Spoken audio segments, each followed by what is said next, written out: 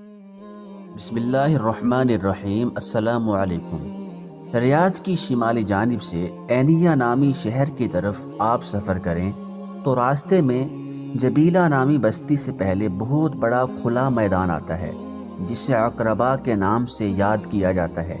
یہ جگہ خاصی گہری ہے، بارش ہوتی ہے تو ارد گرد سے پانی اکٹھا ہو کر اس جگہ جمع ہو جاتا ہے اور یہ میدان جھیل کی شکل اختیار کر جاتا ہے۔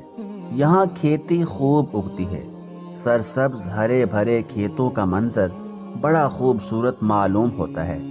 یہاں سے چند کلومیٹر کے فاصلے پر عینیہ آتا ہے۔ یہ جگہ جس کا ہم ذکر کر رہے ہیں، ایک زمانے میں یہاں بنی حنیفہ کا بہت بڑا باغ تھا۔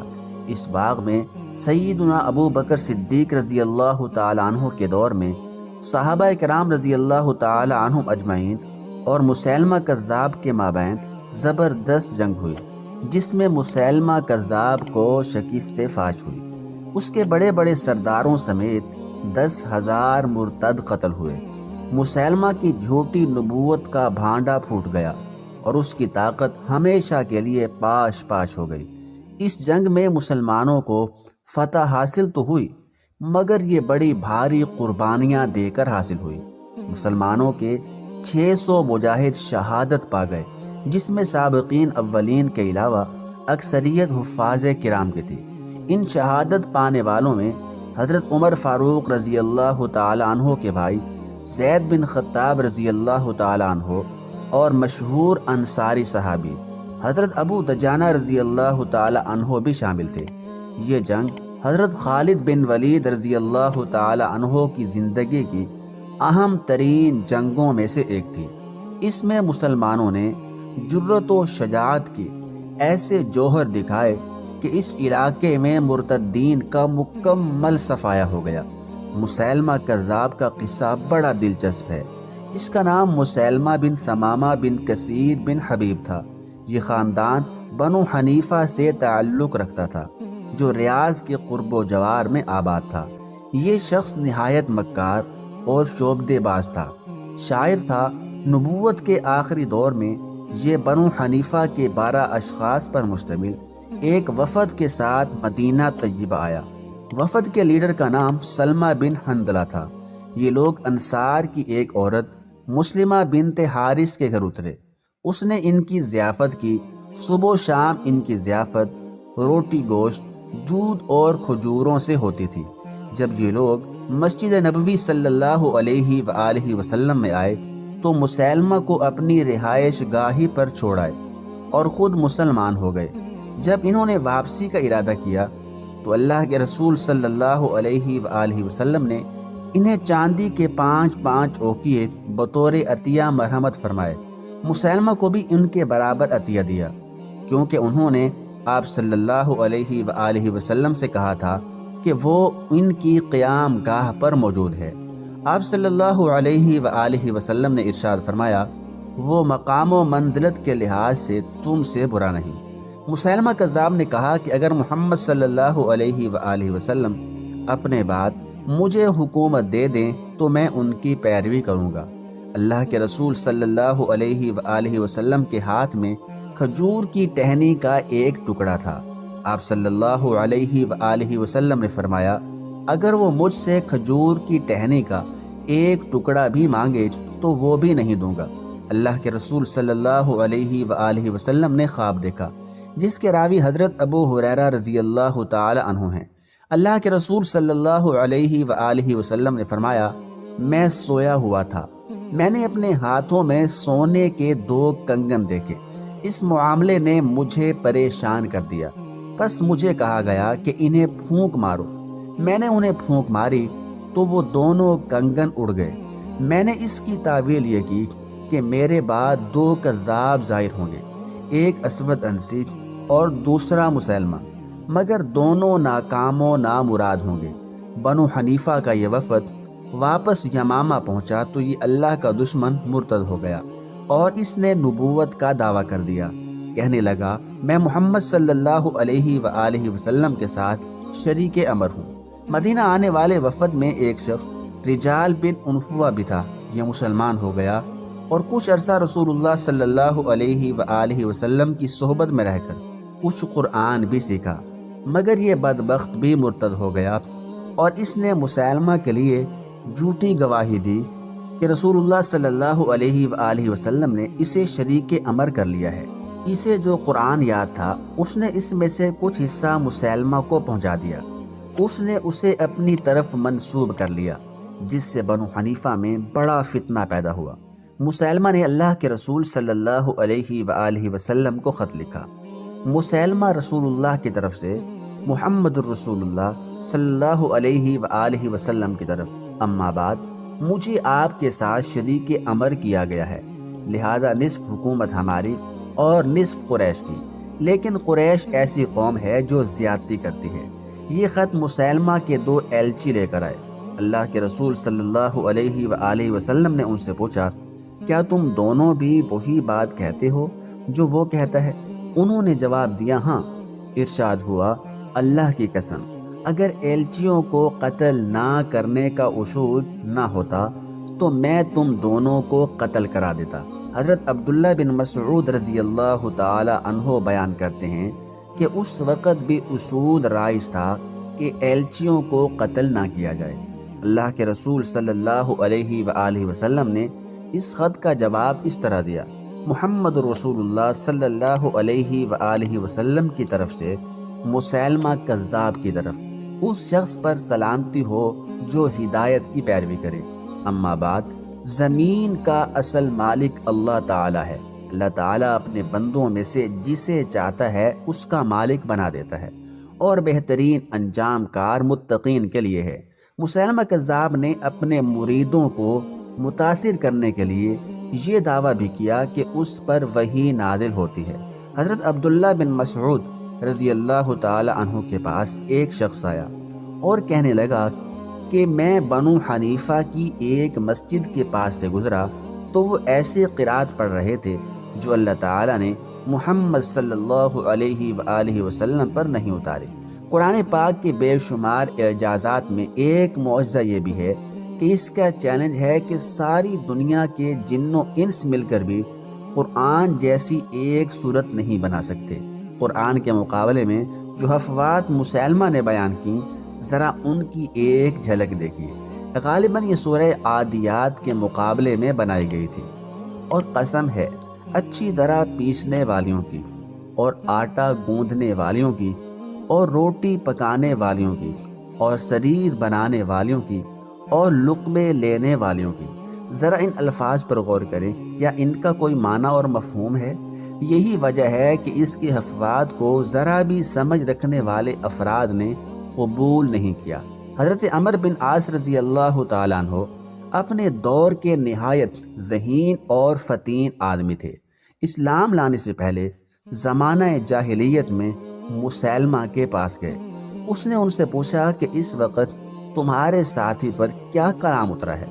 عمر بن العاص رضی اللہ تعالی عنہ نے جواب دیا کہ ایک مختصر مگر نہایت بلیغ صورت ان پر نازل ہوئی ہے۔ اس نے کہا، ذرا سناؤ وہ کیا ہے؟ تو انہوں نے سورہ عصر سنا دی۔ مسیلمہ نے کچھ دیر سوچا، پھر اپنا سر اٹھایا اور کہنے لگا، مجھ پر بھی اس جیسی ایک صورت نازل ہوئی ہے۔ عمر نے پوچھا، وہ کیا ہے؟ تو مسیلمہ نے کہا، اے وبر، تیرے صرف 2 کان اور سینہ ہے، اور باقی تو مٹی اور لاغری ہے۔ وبر نیولے اور خرگوش سے ملتا جلتا ایک جانور ہے جو لبنان میں زیادہ ہوتا ہے۔ اب مسیلمہ نے داد طلب نگاہوں سے عمر بن العاص رضی اللہ تعالی عنہ کی طرف دیکھا اور پوچھا، ہاں عمر، تمہارا کیا خیال ہے؟ حضرت عمر بن عاص رضی اللہ تعالی عنہ نے کہا، اللہ تعالی کی قسم، میں اچھی طرح جانتا ہوں کہ تم جھوٹ بول رہے ہو۔ حضرت ابو بکر صدیق رضی اللہ تعالی عنہ کے پاس ایک وفد بنو حنیفہ کا آیا۔ حضرت ابو بکر صدیق رضی اللہ تعالی عنہ کے اصرار پر انہوں نے مسیلمہ کا یہ کلام سنایا، اے مینڈکی جو 2 مینڈکوں کی بیٹی ہے، تمہارے لیے پانی صاف ہے، اور پانی کو گدلا نہیں کرتی اور نہ پینے والے کو منع کرتی ہے۔ تیرا سر پانی میں اور دم کیچڑ میں ہوتی ہے۔ اس قسم کی بے معنی اور فضول گفتگو کو کون سی عقل ہے جو قبول کرے؟ مگر شیاطین ان چیزوں کو اتنا مزین کر کے پیش کرتے ہیں کہ بعض سمجھدار لوگ بھی راہ راست سے بھٹک جاتے ہیں۔ اسی لیے اللہ تعالیٰ نے ہمیں ہر نماز کی ہر رکعت میں سورہ فاتحہ پڑھنے کا حکم دیا ہے، جو ہمیں یہ دائمی دعا سکھاتی ہے، اہدنا الصراط المستقیم، اے اللہ ہمیں سیدھی راہ دکھا۔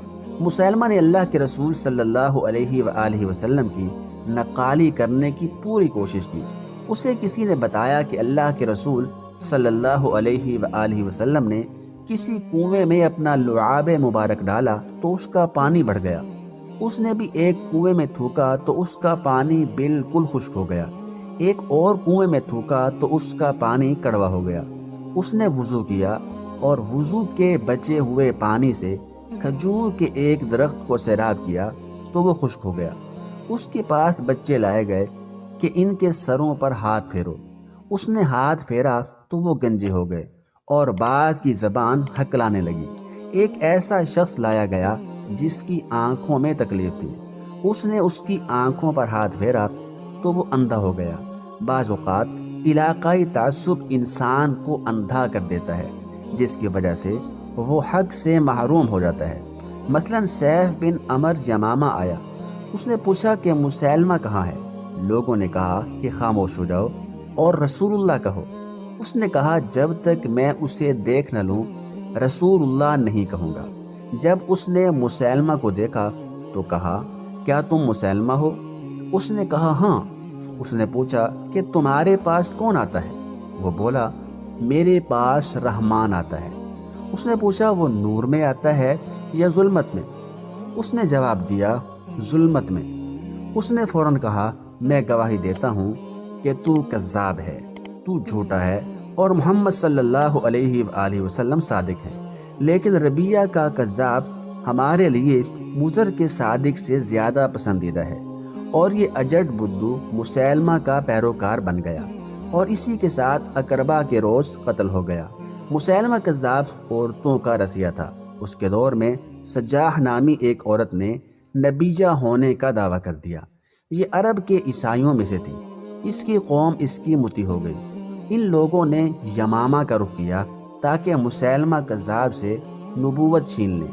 مسیلمہ نے اسے امان کا پیغام بھیجا اور پیشکش کی کہ اگر تو واپس چلی جائے تو قریش کی نصف زمین تمہیں دینے کی ضمانت دیتا ہوں۔ آپس میں خط و کتابت ہوئی۔